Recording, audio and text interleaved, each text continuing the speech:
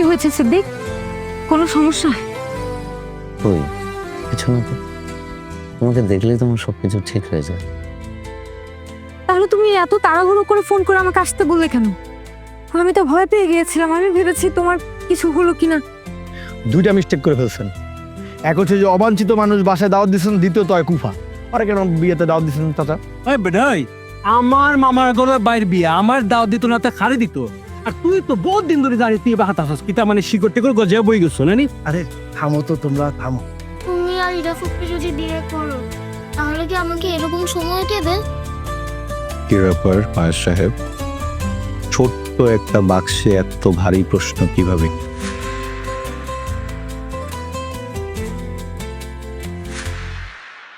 ইমরান, তুমি তো সময়ের বিষয়ে অনেক পাঞ্চুয়াল। আজকাল অধিকাংশ মানুষই কিন্তু টাইম মেনটেন করতে চায় না।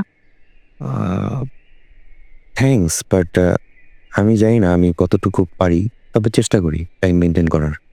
আল্লাহ দেওয়ার সময়টা যেন নষ্ট না হয়, অপচয় না হয়, সেদিকে খেয়াল রাখি। তুমি অনেক গভীরভাবে কথা বলো। সচরাচর কোনো ছেলেই এভাবে কিন্তু কথা বলতে পারে না। আর এই জন্যই প্রথম দেখাতে তোমাকে একটু আলাদা মনে হয়েছিল।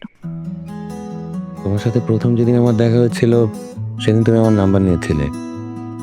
আমি ভেবেছিলাম তোমার হয়তো কোনো প্রমোশন কিংবা প্রজেক্টের কাজের জন্য। পরে যখন ফোনে তোমার সাথে কথা হয় তখন আমি এতটুকু বুঝতে পারি প্রজেক্ট কিংবা প্রমোশনের জন্য তো তুমি আমার নাম্বারটা নাও না। হ্যাঁ, একটা কাজের জন্য নিয়েছিলাম, কিন্তু সত্যি কথা বলতে কি, যেদিন আমি তোমাকে রেস্টুরেন্টে দেখেছিলাম, সবাই যখন খাওয়া, কথা এবং ছবি তোলায় ব্যস্ত, ঠিক সেই সময় তুমি নামাজের জন্য জায়গা খুঁজছিলে। আমি দূর থেকে দেখছিলাম আর ভাবছিলাম, আজকাল এমন মানুষ হয়। হ্যাঁ, হয়তো আল্লাহর ডাকে তো দৌড়াতেই হবে। আর তাছাড়া নামাজ তো মানুষের জন্যই। মানুষ যেখানে নামাজ সেখানে, নামাজ যেখানে মানুষ সেখানে। ইমরান, তুমি সত্যি অনেক ভালো একজন মানুষ। মানুষের জন্য ভালো কাজ করা, কারো ক্ষতি না করা, এগুলো কিন্তু মহৎ গুণ। আমি যাদের প্রমোট করি তাদের মধ্যে খুব কম মানুষই সৎ এবং ভালো।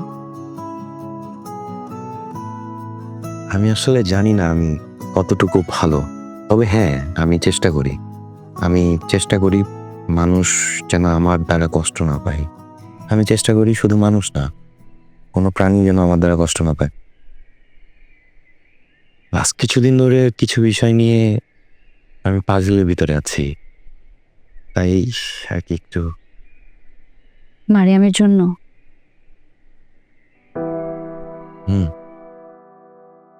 আমি ওকে ভুলতে পারছি না।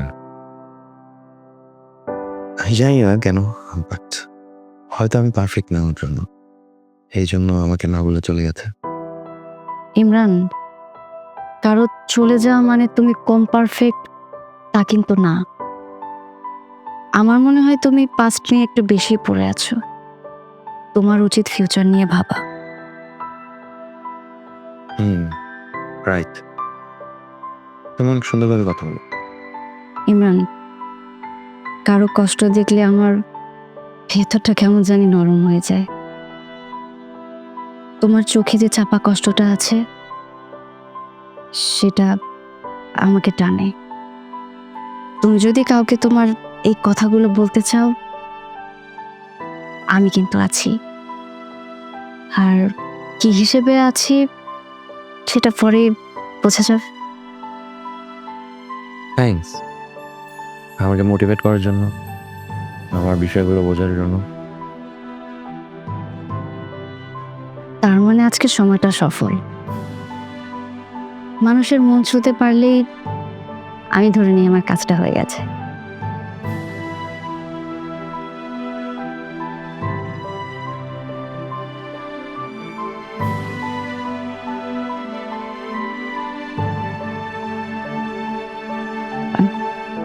কি ব্যাপার, হাতটা সরিয়ে নিলে কেন? চাইলে কিন্তু ধরতে পারতে।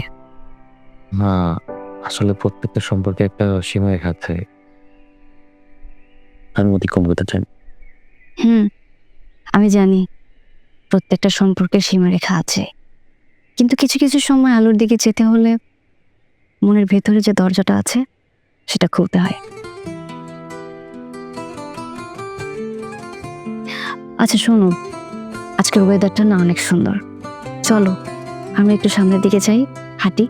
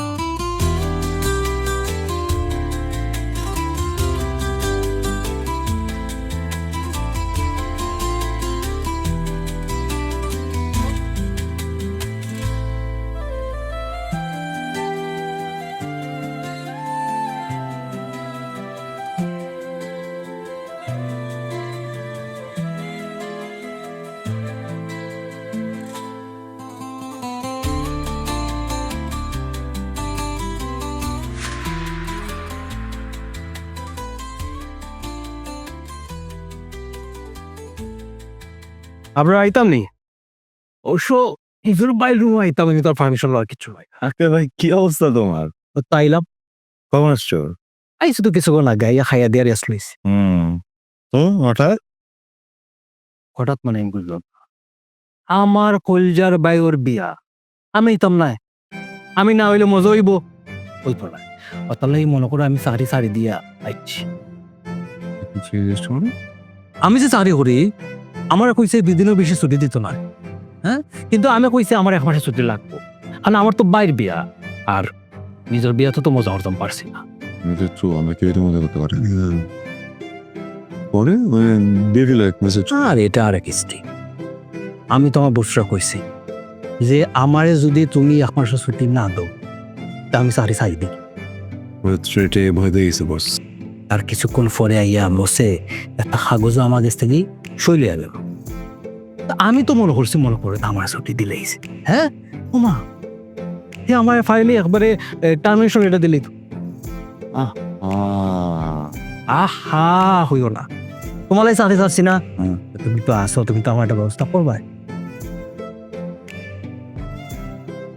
হ্যাঁ শিওর, বাট তোমার মনে হয় না যে মানুষের রিজিক আল্লাহ হাতে, ব্যবস্থা আসলে উনি করবেন, তুমি নিশ্চয়ই তার উপর বিশ্বাস রাখো, দেখবে সবকিছু ঠিক হয়ে যাবে। ও আমি তো আইসি অন্য কারণে। দেখো আমি তো তোমার ভাই, তোমার প্রতি আমার একটা দায়িত্ব আছে, হ্যাঁ, তুমি যে বিদেশ গেছটা পড়াশোনা করা কোনো সিস্টেম করছো, কিসের সিস্টেম বেচারি? তুমি সিস্টেম মানে ফরেন ফিটার, মানে ফরেন মাইয়া পটাইছো না। আমি তোমার এই জিনিসটা বুঝলাম না, মানে তুমি বিদেশ পড়াশোনা গেছো, তুমি যদি বিয়া করো ফরেন মেয়া বিয়া করবাই না, তুমি দেশও বিয়া করায়, দেশও তাও কিতা নিজের আমার। আরে ভাই সম্পত্তি যা আছে তোমার তো আছেও, তুমি প্লিজ বিয়া করিও না। তুমি যদি বিয়া করো না নি তাহলে বাইরে কোনো বিয়া করো, তাহলে সম্পত্তি তোমার হইব, সম্পত্তি তো তোমারই থাকবো, সম্পত্তিটা আমি মুগি নিতাম না। আর একটা কথা, লাকিটা সরতে লাগে আরে নিজের মাঝে যদি বিয়া হয় আর ব্লাড গ্রুপ যদি সেম হয় তাহলে বাচ্চা খাইচা ফোন করে যাব সম্পত্তি খেয়ে খাইব খাওয়া খেয়েও তাহবো কেউ দেখতো না আর কিছু ও মনে পড়ছে আর একটা কমপ্লেন আছে তুমি যে বিয়া করায় এমন জায়গায় বিয়া করায় না আছে শালি না আছে শাশুড়ি আরে শালি না তাহলে মজা খেয়ে করবো হ্যাঁ আর শাশুড়ি না তাহলে মজা করে খাওয়াইবো খেয়ে আছে একজন তোমার বাবের বাপরে বাবের হাতের যে রান্দা বাহ তো মানে মানে মুঘল আর নাই আমি যে সময় শ্বশুর বাড়ি যাই আমার লাগে আমার শ্বশুর বাড়ি 1 মাস আগে থেকে আয়োজন চলে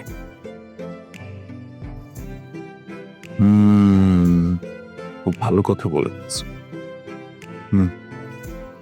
তো এই বিয়েটা হওয়া উচিত না, কিন্তু কি করবো বলো, মানে উচিত না হলেও বিয়েটা তোমাকে করতো, বিকজ আমার ভাই আমার জন্য চাকরি ছেড়ে যে চলে আসছে বিয়েটা খাবে, বিয়েটা যদি না হয় বিয়ে খাবে কি হবে? তা ঠিক তাহলে ছাড়ি দিয়েছি তার কর্তব্য। দেখো আমি কিন্তু আমার নিজের স্বার্থ কথা কোনো সময় ভাবিলাম না, হ্যাঁ আমি সব সময় বাইরে তার কথা ভাবি, বুঝছো? তো আমার বিষয়টা একটু কথাগুলা চিন্তাই করে চিন্তা করে দেখি। দাদু দাদু আসসালামু আলাইকুম। ওয়ালাইকুম আসসালাম। কি ব্যাপার, তুমি হাঁপাচ্ছ কেন? দাদু জানো আজকে আমাদের স্কুলে কি কি হয়েছে? জানি না তো, কি হয়েছে? আমার 2 বন্ধু রিজভি আর তুহিন, তারা আজকে অনেক মারামারি বকাবকি করেছে, ধাক্কাধাক্কি পর্যন্ত হয়েছে। তাই নাকি? হ্যাঁ, তা ঝগড়া কেন হলো ওদের মধ্যে? ব্রেক টাইমে ফুটবল খেলতে গিয়ে তুহিন টোকা মেরেছিল, ওটা নিয়ে চিৎকার চেঁচামেচি। কতটা কি হলো, ক্লাসে সবাই তাকিয়েছিল। আর তুমি কি করছিলে? তুমি ওদেরকে ঝগড়া থামাতে বলনি? আমি ওদের অনেক রিকোয়েস্ট করেছি থামতে, বলেছি স্যার দেখলে রাগ করবে। তুহিন বলল বেশি ভালো শেষতে এসো না। দাদু ভাই, তুমি ওদেরকে থামিয়ে ওদেরকে মিলিয়ে দিতে চেয়েছো, এটা অনেক ভালো কাজ, তুমি অনেক ভালো কাজ করেছো। আর শোনো, প্রথমে অনেকেই ভালো কথা শুনতে চায় না, কিন্তু তুমি ভালো কাজ করেছো। ইসলামে আছে যে ঝগড়া থামায় তার অনেক সওয়াব হয়। কিন্তু দাদু ভাই এই সময় আমার মন খারাপ হয়ে গিয়েছিল অনেক। কেন মন খারাপ হয়েছিল কেন? ক্লাসের সবাই আমাকে নিয়ে হাসাহাসি করছিল, বলছিল আমি বলে টিচারের অ্যাসিস্ট্যান্ট। দাদু ভাই, তুমি তো ঠিক কাজটাই করেছো। শোনো, যারা তোমাকে নিয়ে হাসাহাসি করছিল তারা একদিন তাদের ভুল বুঝতে পারবে ইনশাল্লাহ। আল্লাহ সব দেখে। দাদু ভাই জানো আজকে আমাদের ক্লাসে একটি নতুন ছেলে এসেছে, তার নাম আরিয়ান। তাকে সবাই এড়িয়ে চলছিল, কিন্তু আমি টিফিন টাইমে তার সাথে টিফিন শেয়ার করেছি, গল্প করেছি, আমরা দুজন অনেক মজা করেছি। তো অনেক ভালো কাজ করেছো। একা মানুষকে সঙ্গ দেয়া অনেক ভালো কাজ। কিন্তু তার সাথে বসতে সবাই নিষেধ করছিল। দাদু ভাই, মানুষকে না জেনে বিচার করা একদম ঠিক না। তুমি তার সাথে কথা বলেছো, বন্ধুত্ব করেছো, আল্লাহ এতে অনেক খুশি হবে ইনশাআল্লাহ। দাদু ভাই জানো আকাশ ওর হোমওয়ার্ক আমাকে করতে দিয়েছিল, কিন্তু নিজেই আমার হোমওয়ার্ক ঠিক মতো করতে পারি না। আমি করে দিতে পারিনি বলে আকাশ আমার সাথে অনেক রাগ করেছে। সত্য কথা বলা উত্তম। তুমি তাকে বলেছো যে তুমি তো নিজেই পারো না, কিন্তু তুমি তো ওকে সাহায্য করতে চাও, তাই না? শোনো, মিথ্যা কথা বা বাড়াবাড়ি করা একদমই ঠিক। কিন্তু দাদু ভাই আকাশ তোমার সাথে আর কথাই বলছে না, ও অনেক রাগ করেছে। ঠিক আছে, তুমি আগামীকাল স্কুলে গিয়ে আকাশকে বলবে যে বন্ধু, আমি তো তোমাকে সাহায্য করতেই চাই, কিন্তু আমি যে নিজেই আমার হোমওয়ার্ক ঠিক মতো করতে পারি না। সত্য কথা নরম সুরে বললে সব সমস্যা সমাধান হয়ে যায়। দাদু ভাই তুমি এত সুন্দর করে কথা বলো কিভাবে? তুমি আমার স্কুলে গেলে আমার সব বন্ধুরা আনন্দ পাবে, তুমি অনেক মজা পাবে।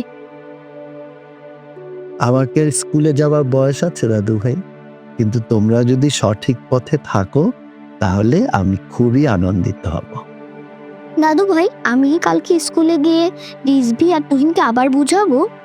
অবশ্যই, তুমি ওদেরকে নরম সুরে ভালোভাবে বোঝাবে। ইনশাল্লাহ দাদু ভাই, স্কুলের সবাই মিলেমিশে থাকতে আমার অনেক ভালো লাগে। ইসলামও তো আমাদেরকে সবার সাথে মিলেমিশে থাকারই পরামর্শ দেয়। দাদু, আমি তাহলে দিদার সাথে দেখা করে আসি। ঠিক আছে। আস্তে আস্তে, দৌড়াদৌড়ি করো না।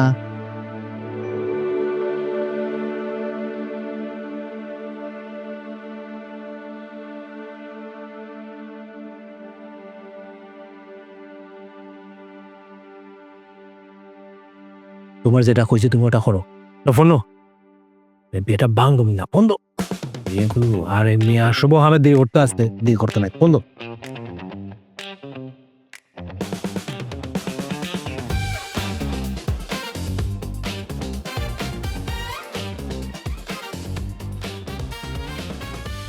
কিরে তুই কি আর আমি নাকি তা করি মানে আমি আমার বাইরের লোক গল্প করাতেছি তোর ও লাগবো যে আমি নাকি তা করি। আচ্ছা চেষ্টা দিতেছ আমার কি ওরে নাকি কিছু সৎ পরামর্শ দিচ্ছিল আমাকে। আচ্ছা সদ উপদেশ আর বুদ্ধে যদি কয় এটি শুনতে সৎ মনে হয়, দেয় অসৎ উপদেশ সব এই বুদ্ধি দেশ তুই আর নাকি কুবুদ্ধি। হ্যাঁ রবি মুখ সামনে কথা কও। মাঝখানে দাঁত পরে যাবো, ফোকলা দেবো তোরা সারা জীবন, কি সাবধানে কথা বলবো তোর লাগে। আমার বাইরে কি খুব পরামর্শ দিতেছিস কেন? কিন্তু সব শুনছি সিঁড়িতে দাঁড়ায় কি তা কুবো তোর কাছে কি মনে হয় না যে আমি সিঁড়ি খারাপ সব বলছি তোর কানে কি কর তুই জানি কই আসিলি আপনার বিদেশে লন্ডন। ওই এতগুলা মাইয়ার বিয়া ভাঙছে, এতগুলা মায়ের জীবন নষ্ট করছে, পুরো লন্ডনে এত মায়া নেই। আবার ওই আবার প্রেমও করছে জীবনে, ঠিক আছে? একটা মায়েরা ভালো লাগতো, এই মায়ের আর পছন্দ করতো না, মায়ের আর পছন্দ করতো না। এটা কি মায়ের দোষ? মায়ের তো দোষ না, তোর চেয়ার আগে পছন্দ করার মতো ছেড়ি তো ছেড়ির জায়গায় ঠিকই আসিল। এই মাইয়ার বিয়া ওই একলাই 4 বার ভাঙছে, এমন মায়ের বিয়ে অটোই ভাঙে, ওর আর ভাঙানো লাগে না, বুঝলি? আজ ওই মায়ের বিয়ে হয় নাই। শেষ নাই রে ভাই, লস অফ প্রকৃতি ওর জীবনে। ওর এলাকার মানুষ ব্যঙ্গ করে কি রাখে জানো? ডাক্তার। আর শুনবি না কি ডাক্তার হয়? উই হইছে বিয়া বাঙ্গুই না ডাক্তার। ওই যখন সাইকেল মাইকেল গ্রাম দিয়া যায় তখন মাইন্সের ডরে পড়ে মোলা যায়।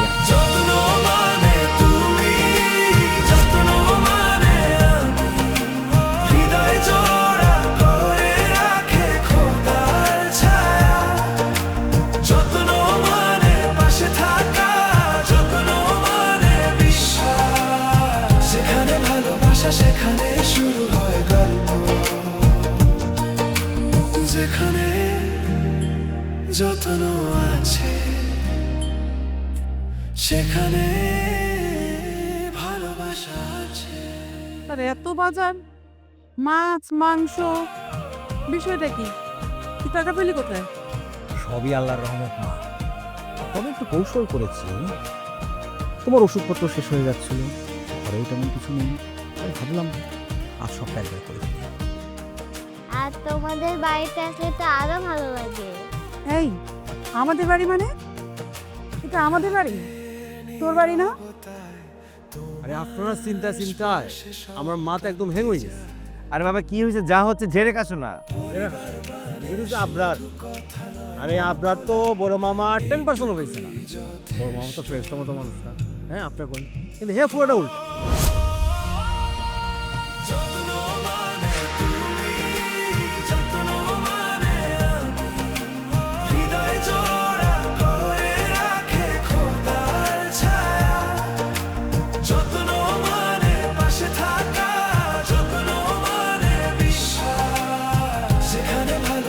সেখানে শুরু হয় গল্প, যেখানে যত্ন আছে সেখানে ভালোবাসা আছে।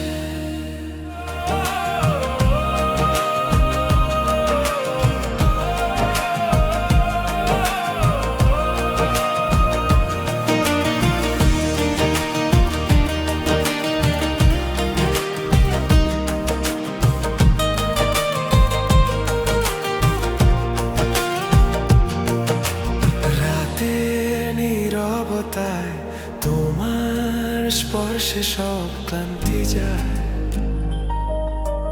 পরিবার মানে শুধু কথা নয়, মন খোলা এইটুকুই যথেষ্ট।